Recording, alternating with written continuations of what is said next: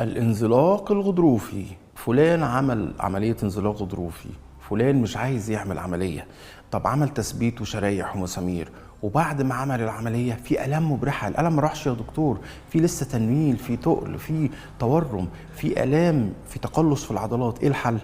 الحقيقة في كلتا الحالتين، سواء في انزلاق غضروفي متوسط الشدة ومفيش أي تأثير على قوة العضلات ومفيش سقوط في القدم ومفيش فقدان للإحساس، هذا العيان نقدر نتعامل معاه بالحقن الموضعي بديلا للجراحة وبدون عملية، اللي هو الحقن الموضعي وبمخدر موضعي.